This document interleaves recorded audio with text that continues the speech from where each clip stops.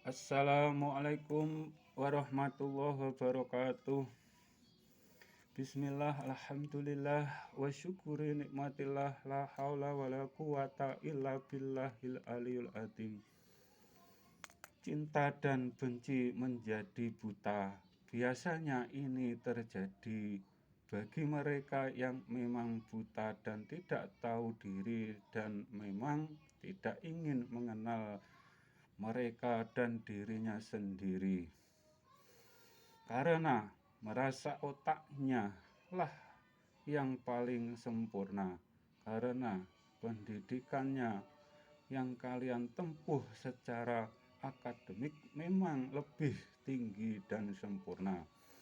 Akan tetapi kalian lupa dirimu sendiri dan mengingkari diri sendiri, karena dibutakan dengan kejeniusanmu sendiri, lupa bahwa diri ada sisi lain yang tidak kalian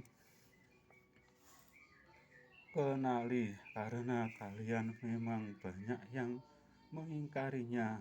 Sesungguhnya nantinya apabila kontrak kalian hidup kalian habis atau kematian tiba, mau tidak mau jati dirimu, hakikat dirimu yang akan kembali duluan, dan di saat itu kalian akan tersadar diri.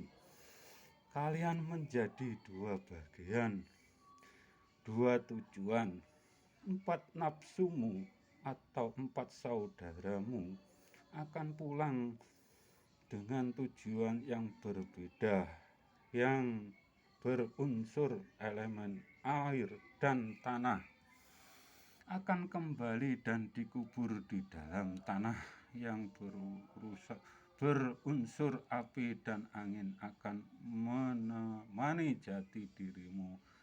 Dan apabila tidak tahu jalan pulang, akan kesasar dan gentayangan, karena memang kalian secara rohani tanpa sadar berguru sama iblis atau tidak bersanad kepada nabimu masing-masing, karena ego, kepandaianmu dan merasa pintar.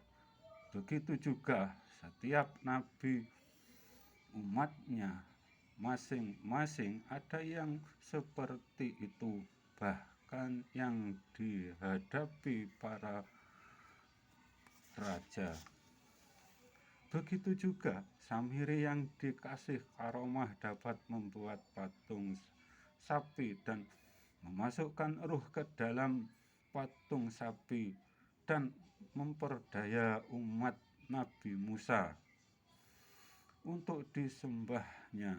Begitu juga umatnya Nabi Muhammad Shallallahu Alaihi Wasallam yang terpedaya dengan mereka yang mempunyai karomah. Bahkan saat ini ada yang secara keilmuan mereka telah mencapai dasar yang paling dalam atau makrifat, akan tetapi terpedaya oleh mereka yang masih tingkat tarekat. Maaf, bukannya kami sok tahu, akan tetapi kalau dilihat dengan kalian yang tidak percaya dengan sifat wenangnya zat yang disebut Allah Subhanahu wa Ta'ala, yang mempunyai sifat wenang yang mutlak, apalagi mengenai kewalian yang kewaliannya Allah Subhanahu wa Ta'ala. Begitu juga para guru mursyid mengajarkan dan memberi pendalaman hanya sebatas pengantar saja, dan yang wenang membuka tirai hijab itu mutlak wenangnya Tuhan saja. Orang-orang yang pintar imannya, yang ditaruh di akal pikiran, akan mudah terpedaya dan memperdaya yang lainnya. Jangan biarkan cinta dan benci jadi satu, cinta kelompok, cinta ke kelompok dan membenci kelompok lain, membabi buta, membuat kesombonganmu nampak jelas dan tidak dapat membedakan kebenaran dan kesalahan.